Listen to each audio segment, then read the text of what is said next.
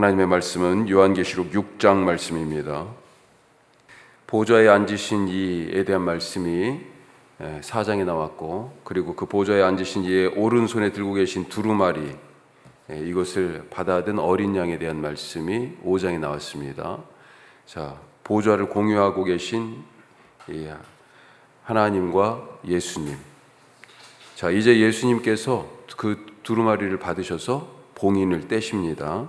자, 인을 뗄 때마다 하나님의 보좌를 떠받드는 이 네 생물이 오라라고 그렇게 외치고, 말을 탄 자, 말과 그것을 탄 자가 심판의 도구를 들고 등장하고, 그렇게 심판이 땅에 행해지는 장면, 오늘 6장 말씀 우리가 지금 읽었습니다. 자, 첫 번째로 죄에는 자비가 없다. 죄에 자비가 없어요. 봉인을 뗄 때마다 땅에 행해지는 심판을 한번 보죠. 자, 첫째 봉인을 떼고 나서 첫째 생물이 오라 하고 외치니까 흰 말이 등장하는데, 그 위에 탄 자가 있고 뭘 들고 있습니까? 활을 들고 있어요. 그리고 심판을 하는데 이 심판을 당할 자가 없습니다. 이기고 또 이긴다, 그렇게 되어 있습니다. 자, 둘째 봉인을 뗐어요. 그랬더니 둘째 생물이 또 오라 하고 외치죠. 붉은 말과 그것을 탄 자가 나오는데, 탄 자가 큰 칼을 가졌습니다. 심판의 도구를 갖고 있어요. 자, 어떤 심판이 행해집니까? 땅에서 평화를 제한다. 그래서 서로 죽이게 한다, 이렇게 되어 있습니다. 자, 이때까지의 땅의 평화, 이것이 거짓 평화라는 거예요. 그래서 제하는 것입니다. 어떤 평화예요? 팍스 로마나, 로마의 힘에 의한 평화. 그렇죠. 강요된 평화예요. 가짜 평화입니다. 사람들은 그 권력, 힘에 의한 평화니까 그 힘을 주기 위해서 서로 싸우고 죽인다. 그래서 평화를 제하여 버리고 서로 죽인다, 돼 있는 얘기가 그렇게 볼 수 있겠어요. 로마 황제들이 얼마나 많은 암살을 당했습니까? 그것보다, 그들이 갖고 있는 힘보다, 권력보다 더 큰 힘, 큰 칼로 심판을 하신다는 것입니다. 자, 셋째 봉인이 떼어지니까, 예수님이 떼시니까 생물들이, 셋째 생물이 오라 하고 또 외치죠. 자, 검은 말과 그것을 탄 자가 저울을 들고 등장합니다. 자, 이 저울, 이건 뭐예요? 한 데나리온에 밀 한 돼, 한 데나리온에 보리석 돼, 지금 이렇게 나오잖아요. 흉년이, 기근이, 먹을 것이 없다는 겁니다.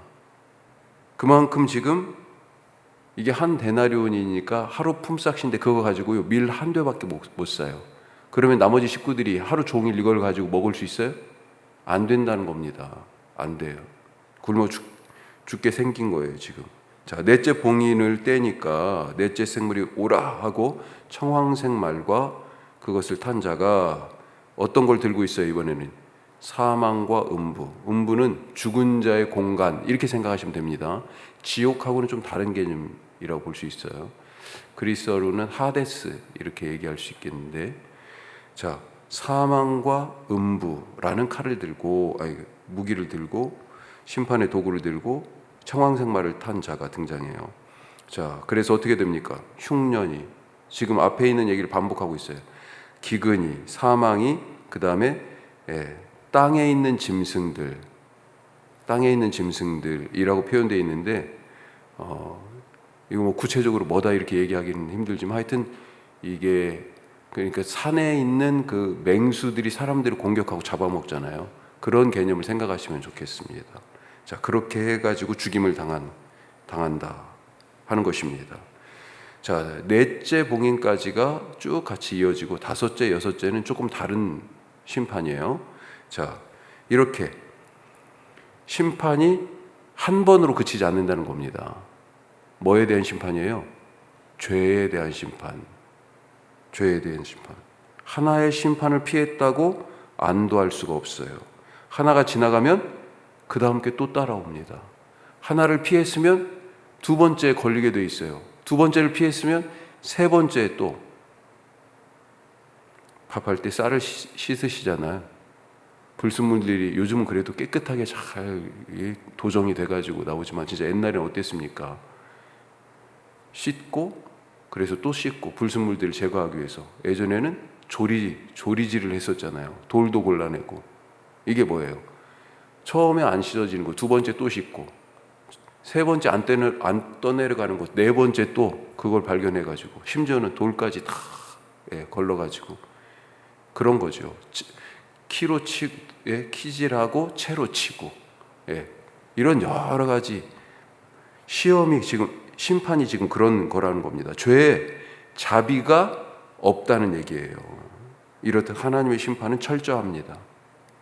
이 심판이 얼마나 혹독한지, 얼마나 철저한지 나중에 여섯째 봉인을 떼고 나서 오늘 말씀에 그때 심판이 행해질 때 6번이나 지금 행해졌잖아요. 그때 이 심판받는 자들이 이렇게 말합니다. 오늘 말씀 끝에 16절, 17절 한번 볼까요? 자, 15절에는 그 심판의 대상되는 다양한 사람들을 얘기하고 있어요. 결국 다 악인들인 거죠. 모습만 조금 다를 뿐이에요. 15절에 보면 뭐 임금, 왕족, 장군, 부자, 강한 자, 모든 종, 그러니까 가릴 게 없어요. 종이나 자유인이나 굴과 산에 다, 굴과 바위에 다, 산들의 바위에 다 숨어가지고 뭐라고 외칩니까? 16절 17절 산들과 바위에게 말하되 우리 위에 떨어져 보좌에 앉으신 이의 얼굴에서와 그 어린 양의 진노에서 우리를 가리라. 그들의 진노의 큰 날이 이르렀으니 누가 능히 서리요. 아무도 그 심판을 견뎌 서 있을 수 없다는 겁니다. 피할 수 없어요. 자, 어떻게 해야 됩니까? 이 심판 오는데 어떻게 해야 돼요? 심판을 피할 유일한 방법은 하나님의 은혜 아래 달려가는 겁니다. 그게 뭐예요? 회개죠, 회개. 회개밖에는 길이 없어요. 죄 때문에 심판을 받으니 그 죄를 떨쳐버려야 되잖아요. 내가 바로 그런 죄인입니다. 인정하고 주님의 은혜의 십자가 안에 있어야 되죠. 자, 그런데 이들은 심판자의 얼굴과 보좌에 앉으신 이와 어린 양의 그 진노에서 자기들을 가리고 숨기기에 지금 급급합니다. 회개를 해야 되는데 회개를 하지 않고 우리를 가려달라고만 하죠. 가만히 생각해 보십시오. 심판의 봉인이 하나 떨어졌어요. 이건 떨어졌는데도 불구하고 아직 내가 살아있다는 것은 뭐예요? 아직 내가 살아있다는 것은 그만큼 기회가 있다는 말입니다. 기회가 있다는 얘기예요. 지나간 심판과 앞으로 올 심판 사이에 기회가 있어요. 어찌해야 하겠습니까? 철저한 심판을 피할 수가 없어요. 죄에는 자비가 없어요. 유일한 방법은 회개뿐이다 하는 것을 잊지 마시기 바랍니다.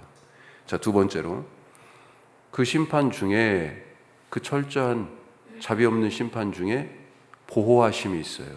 보호하심이. 봉인이 하나씩 떼어지면서 말탄 자들이 심판의 도구를 가지고 지금 이렇게 등장했지 않습니까? 벌어지고 있는 일은 지금 한 가지입니다.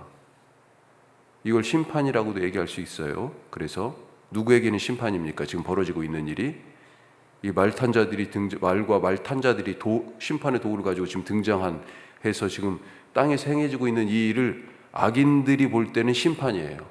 하지만 성도에게는 위로와 희망입니다. 위로와 희망이죠. 그동안 사람들이 궁금했을 겁니다. 이게 지금 소아시아의 7교회에게 특정돼서 지금 편지가 쓰여졌잖아요. 그 사람들이 지금 처하고 있는 그 교회의 현실, 어떤 일들이 교회에서 일어나고 있어요. 복음 때문에 죽임을 당한 집사님들이 있던 거예요. 어제까지 같이 예배드리고 신앙생활했는데 오늘 붙잡혀 가서 매질을 당하고 그걸로 그래도 끝날 줄 알았는데 목숨을 잃었어요. 꼭 그런 박해가 아니더라도 같이 신앙생활을 하다가 이분이 지금 돌아가셨어요. 여러 가지 이유가 있을 수 있겠죠. 갑작스러운 병으로 돌아가실 수도 있고, 연세가 많으셔서 그럴 수도 있고. 자, 그동안 복음 안에서 살다가 복음 때문에 죽임을 당한 죽은 분들은 어떻게 되었을까? 자, 9절 말씀해 보시죠. 뭐라고 되어 있습니까? 같이 함께 9절. 다섯째 인을 떼실 때 내가 보니 하나님의 말씀과 그들이 가진 증거로 말미암아 죽임을 당한 영혼들이 제단 아래에 있어. 이 말씀을 누가 듣고 있어요? 얼마 전에 이 복음 때문에 성도를 잃은, 그 중에는 가족이 될 수도 있죠. 사랑하는 자식이 죽을 그럴 수도 있고, 부모님이 그럴 수도 있고. 어떻게 이 죽음에 대하여 질문할 거 아니에요. 그런데 이 죽음이 비참하고 억울하고 무죄하고 잊혀진 그런 죽음이, 그런 망각의 죽음이 아니라는 것입니다. 땅에서 사라진 것이 아니에요. 그들의 죽음이 결코 헛되지 않고요, 하나님에게 잊혀진 것이 아닙니다. 그들은 지금 어디에 있습니까? 제단 아래, 번제단 아래에 있어요. 하나님이 품고 계시다 하는 것입니다. 이 말씀이 지금 듣고 있는 교회에게 얼마나 큰 위로가 될까요? 하나님의 말씀과 어린 양 예수님의 십자가와 그 부활을 증거하고, 반대로 황제 숭배를 거부해서 죽임을 당한 자들이 어떻게 됐을지 궁금했을 그들에게, 교회에게 버려진 것이 아니라 음부 하데스의 그 죽은 자의 자리에서 하나님에게서 잊혀진 것이 결코 아니다. 하나님이 품고 계시다. 잠깐 쉬라. 아직 때가 찰 때까지. 자, 이런 말씀을 들으니 얼마나 위로가 돼. 자, 11절에 보니까 어떻게 되어 있습니까? 이들에게 각각 흰옷을 주시며 잠시 쉬고 있어라. 흰 두루마기를. 고난받고 죽으신 예수님이 어떻게 됐습니까? 죽음이 끝이 아니었잖아요. 하나님이 잊으셨습니까? 무덤에 계신 예수님 잊으셨어요? 아니죠. 그 죽음은 망각의 죽음이 아니었습니다. 비참해 보였지만 비참으로 끝나지 않았어요. 부활하셨잖아요. 부활을 미리 맛보기로 보여주신 게 있습니다. 몇 가지 사건이 예수님이, 예를 들면 나사로를 살린 일도 그렇기도 하지만, 변화산에서의 모습이에요. 변화산에 3명의 제자를, 베드로, 야고보, 요한을 데리고 딱 올라가셨죠. 그리고 나서 깜짝 놀랐어요. 예수님의 몸이 변했어요. 그런데 그 모습이 너무 하얗다라고 표현을 내 있는데, 세상에 빨래하는 자가 이렇게 희게 할 수 없었더라. 오늘 무슨 옷을 입고 있다고요? 이 죽임당한 성도들이 흰 옷을 입고 있어요. 흰 옷을. 이 흰 옷이 뭘 상징할까? 성도들의 행실을 얘기도 하기도 하고 여러 가지 얘기하지만 부활의 모습 아니겠습니까? 죽음을 이긴, 사탄이 십자가에서 죽으신 예수님 보고 내가 이겼다, 성도들을 지금 그렇게 죽여놓고 내가 이겼다 그렇게 소리치겠지만, 그들의 승리는 부활의 아침이 되면 통곡으로 바뀝니다. 그 승리가 잠시예요. 그래서 잠깐 쉬어라. 지금 죽은 자들에게는 그렇게 얘기하는 거고요. 자, 3번째, 이미 응답하셨습니다. 이미 응답하셨어요. 하나님의 말씀과 그리스도를 증거한 일로 고난받고 죽임당한 자들을, 그들의 소리를 한번 들어보죠. 자, 10절 말씀에 어떻게 기도합니까? 큰 소리로 불러 이르되 거룩하고 참되신 대주제여, 땅에 거하는 자들을 심판하여 우리 피를 갚아주지 아니하시기를 어느 때까지 하시려 하나이까. 자, 이 제단 아래에서, 번제단 아래에서 순교한 자들의 기도 소리가, 처절한 기도 소리가 들려옵니다. 이때가 언제예요? 5째 인을 떼고 나서의 지금 모습을 기록하고 있어요. 그런데 이 기도 어떻게 됐습니까? 이미 응답됐어요. 첫째 인부터 넷째 인까지 이미 떨어졌습니다. 심판이 벌써 행해졌어요. 기도 소리가 들리기도 전에 이미 심판이, 기도가 응답됐습니다. 구하기도 전에 이미 첫째 봉인 때부터 넷째 봉인까지 떼시며 하나님이 심판자를 보내셔서 심판하고 계셨다. 또 기도하는 순교자들에게 구원의 흰옷, 새 생명의 부활의 흰옷, 그들의 행실을 어린 양의 피에 옷을 빨았다 이렇게 돼요. 나중에 보면 흰옷을 얘기할 때 그런 것처럼 자기들의 피, 예수님이 자기 십자가를 지고 나를 따르라고 하셨잖아요. 죽어야 부활하는데 부활의 흰옷을 입기 위하여 예수님처럼 자기 십자가를 진 자들에게 주시는 그 흰옷을 입히시고, 야, 이제 걱정하지 마. 잠시 편히 쉬고 있어 라고 말씀하신다는 거죠. 나의 기도를 하나님은 흘려듣지 않으십니다. 이미 응답되었고 이미 실행되었고 내게 넘치는 은혜를 부어주시며 위로하시고 잠시 쉬라고, 오늘도 주님 안에서 그 쉼을, 참된 안식을 누리고 주님이 주시는 부활의 생명의 능력으로 이 죽음의 시대를 하나님의 생명으로 채워가시는 그런 분들 되시기를 주님의 이름으로 축복합니다. 기도하겠습니다. 세 가지 말씀 나눴습니다. 죄에 자비가 없어요. 철저하게 하나님 심판하십니다. 심판의 말 하나가 지나갔지만 또 다른 말이 와요. 할 수 있는 우리의 최선은 죄인임을 인정하고 회개하는 것입니다. 그런 자들을, 성도들을 하나님이 보호하십니다. 보호하세요. 부활의 옷을 입히십니다. 또 하나님의 말씀과 어린 양의 복음을 증거하다가 죽은 자들이 기도하고 있는데 그 번제단에서 품어주실 뿐만 아니라 그들의 기도를 이미 응답하셨어요. 말하기도 전에. 우리에게 그런 은혜 주님 허락하여 주시옵소서. 우리 기도하시고, 오늘 우리 교회 사역들을 위해서 기도하는데 특별히 지금 아웃리치를 준비하고 있습니다. 무엇보다도 그 아웃리치 현장 그 사역 8월 7, 8, 9 여름이잖아요. 여름 한복판입니다. 지금 날씨가 이렇게 막 지난주는 엄청 더웠다가 이번 주에는 이렇게 폭우가 쏟아지잖아요. 날씨가 어떨지 모르겠어요. 하지만 확신하는 건 분명하게 우리 사역이 날씨를 통해서 야, 하나님이 함께 하시는구나 그렇게 고백할 만한 환경 열어주실 거다 믿습니다. 원래 제 생각에는 제일 처음에 고천교회에서 예전에 우리가 처음에 관계할 때 교회 소개할 때 80여 가구 이렇게 얘기했는데 이 숫자가 지금 점점 늘어나요. 이번에 한 200명까지 오실 수 있다고 지금 말씀을 하셔가지고 생각보다 지금 숫자가 배 정도 늘었어요. 잘 감당하게 하여 주시옵소서. 남은 기간 동안에 철저하게 잘 준비하게 해 주시고 준비하는 기간들이 우리의 영적 성장의 시간들이 되게 하여 주시기를 원합니다.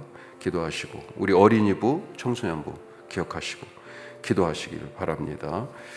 9개의 사랑방 하나님의 교제가 풍성하게 하여 주옵소서. 기도하시고 아시는 것처럼 지금 폭우 때문에 순식간에 삶의 자리를 잃어버린 분들, 더 이상 이 폭우로 희생되는 일들이 없게 하옵소서. 피해를 최소화하여 주시옵소서. 우리 다 같이 기도하겠습니다.